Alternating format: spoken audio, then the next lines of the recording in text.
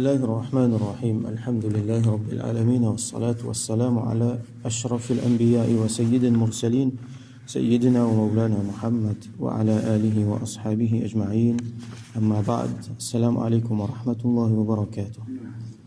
On continue le chapitre, le voyage qui est recommandé pour un compagnon ou soit plusieurs compagnons dans le voyage, pas tout seul, et wa ta'mirihim ala anfusihim wahidan yuti'unahu, et mettre comme amir un parmi dans un djimoun qui peut voyager, un djimoun qui ban les autres pour obéir. Alors hadith 960 وعن أبي سعيد وأبي هريرة رضي الله عنهما قال, rapporté par Sayyidina Abi Sa'id al-Khudri avec Abu Huraira radiyallahu anhuma, je dis.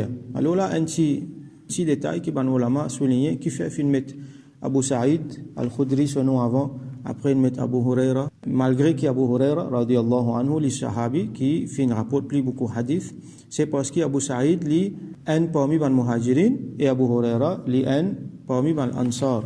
Donc Abu Sa'id al-Khudri radiyallahu anhu fait embrasse l'islam avant Sayyidina Abu Huraira radiyallahu anhu. Alors je dis قال رسول الله صلى الله عليه وسلم que Rasulullah sallallahu alayhi wa sallam fin dire إذا خرج ثلاثة في سفر, quand trois djimoun sortis dans un voyage. Ici beaucoup d'ulama mentionné qui trois les capables veut dire trois, mais les capables veut dire aussi plus qu'idée. Ça veut dire trois ou soit minimum trois, un nombre pluriel, pas un, pas des djimoun. Donc quand trois djimoun sortis pour faire un voyage, فَلْيُؤَمِّرُوا أَحَدَهُمْ, qui je te prends un là-dedans, je te fais livre un amir. Alors ça c'est un principe important, celui qui, un groupe qui peut un amir, alors shaitan bin jot amir, ça nous connaît. Alors quand on peut voyager, minimum à 3, 4, 5, allez même, alors mettre un amir dans sa 3 ou soit plus du monde là. Donc il est recommandé pour choisir un amir d'après certains critères, d'après mérite. Un djimoun qui a la connaissance, surtout connaissance d'une, un djimoun qui a la sagesse, un djimoun qui est responsable, mais surtout parmi les critères, qui est bon, définitivement connaissance d'une, pratique d'une, connaît le règlement charia, tout ça là, mais surtout un djimoun qui connaît dans le voyage. Un djimoun qui a l'expérience dans le voyage, un djimoun qui connaît débrouiller dans le voyage, qui a la connaissance plus que les autres, parce que c'est sa qualité et skills là qui est besoin pour lead de sa qualité, quelque chose là, parce qu'il voyage dans des affaires difficiles. Alors il dépend qui voyage peut faire. Par exemple, s'il peut voyager dans un avion, puis aller dans l'autre pays, peut faire un trajet dans les autres pays, alors de préférence un djimoun qui a déjà fait ça, qui a l'expérience là-dedans, et qui en même temps connaît bonnes affaires. Il y a différentes qualités dans lui. Par exemple, il est capable de converser dans un langage qui vise, il connaît un rouage. Et s'il peut voyager dans le désert, par exemple, comme c'était le cas à l'époque-là, donc un djimoun qui connaît le terrain, un djimoun qui désigne voyager, un djimoun qui peut-être il faut, il n'est pas un djimoun qui est infirme, ainsi de suite. Donc, nous choisir un djimoun qui est plus habile dans l'entreprise qu'il peut faire là. Manolama dit que même si ça djimoun-là, il y a une fasik, s'il y en a beaucoup de connaissances et l'expérience dans le domaine, ça veut dire dans le voyage, et trouver qu'il est même qui peut faire plus bon leader là, alors il n'y a pas un problème pour mettre lui. Alors fasik ici qui veut dire, fasik c'est un djimoun qui, comment dire, il fait pécher, il désobéit à Allah ouvertement. Ne pas dire un djimoun qui peine à iman, ou soit un djimoun qui ne peut pas prendre compte de charia du tout, qui quand il a une décision pour prendre, et la charia pour considérer là, il n'est pas pour éliminer charia complètement. Il y a des gens comme ça malheureusement.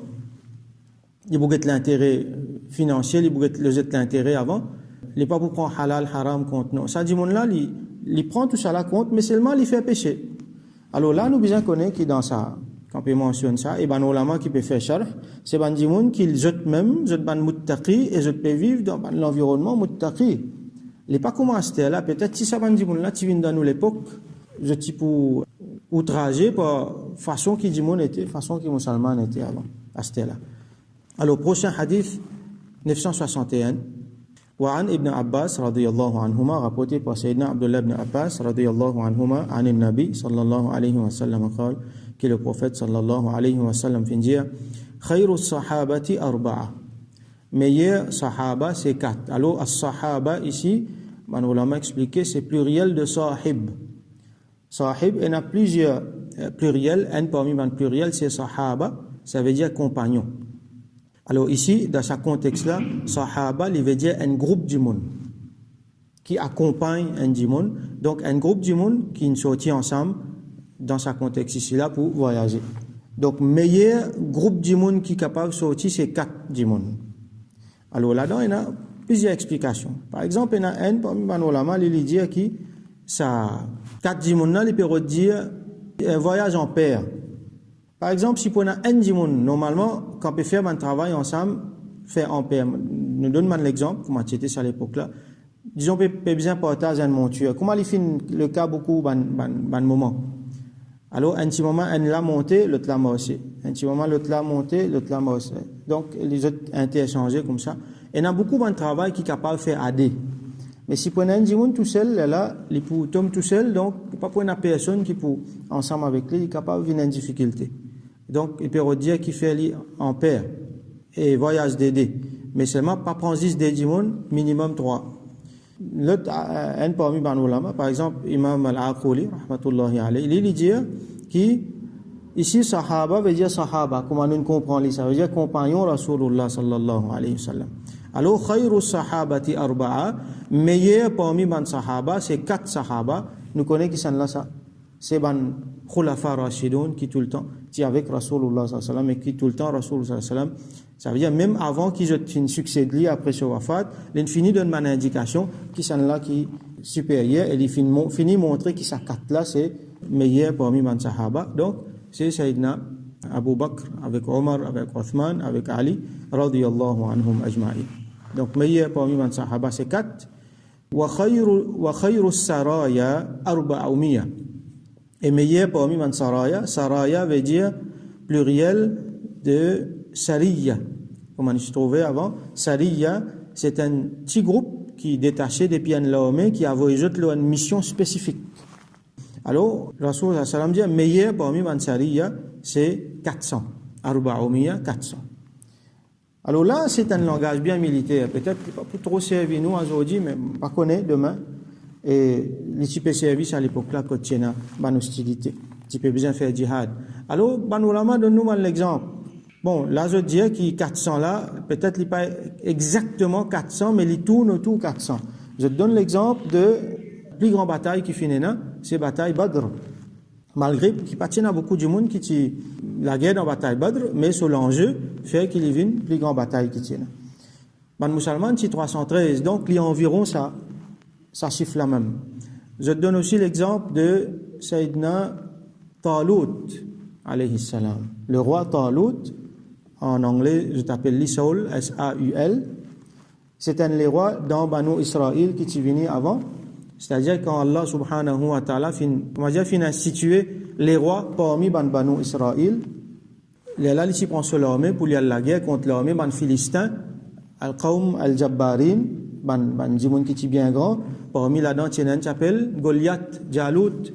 Et dans sur l'armée, Talut, il y a un garçon qui s'appelle Daoud, alayhi salam, le même prophète Daoud, alayhi salam, et le même qui élimine Goliath, et là, après Daoud, alayhi salam, le même qui finit les rois et prophètes, déjà prophètes, et les mêmes finit les rois. Donc, dans ce l'armée, il y a environ certains riwayats, entre 300 à 500, donc, nous trouvons ça chiffre 400 là, donc, Rasul sallallahu alayhi wa sallam peut indiquer nous qu'il y a un type saraya là,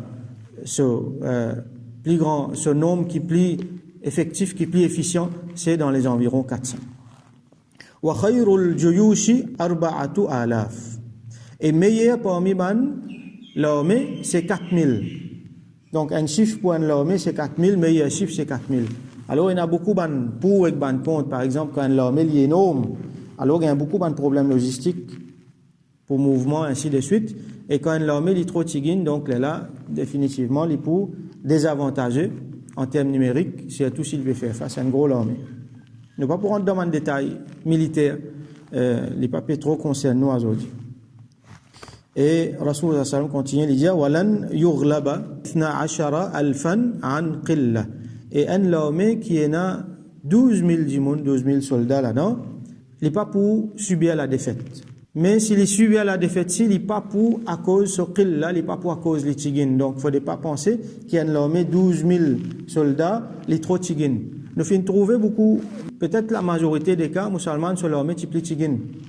Et là, ben, kafir, les autres l'armée type bien plus, mais seulement musulmans finissent faire victoire. Alors, si une armée, c'est qui va nous l'amener, explique-nous, si une armée qui est à 12 000 djimoun à peu près, les fins faire des fêtes, c'est pas à cause des 12 000 djimoun, c'est pas à cause des tigines comparé avec l'armée l'adversaire, mais c'est à cause des autres raisons. À la lumière de ce que Rasulullah sallallahu alayhi wa sallam dit. Donc, ce qui concerne nous, le principe qui nous peut appliquer, c'est que quand nous voyageons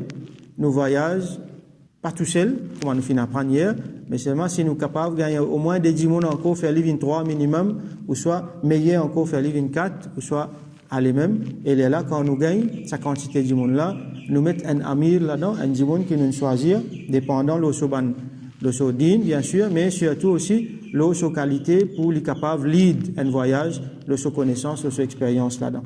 Et définitivement, là, Allah subhanahu wa ta'ala pour amène barakat là-dedans. Quand il y a un amir, Allah subhanahu wa ta'ala pour avoir barakat et pour lead, ça va dire là, comment dire, à bon pot. Shaitan, pas pour réussir, il a l'emprise, comme il y a en ville là, et il a barakat parce que c'est le principe de Rasulullah sallallahu alayhi wa sallam. Donc nous faisons droit qu'Allah subhanahu wa ta'ala fait nous comprendre nos dînes et fait nous appliquer le principe Rasulullah sallallahu alayhi wa sallam dans toute sphère de la vie. Wa akhiru da'wana, alhamdulillahi rabbil alamin. وصل اللهم على سيدنا محمد وعلى آله وأصحابه أجمعين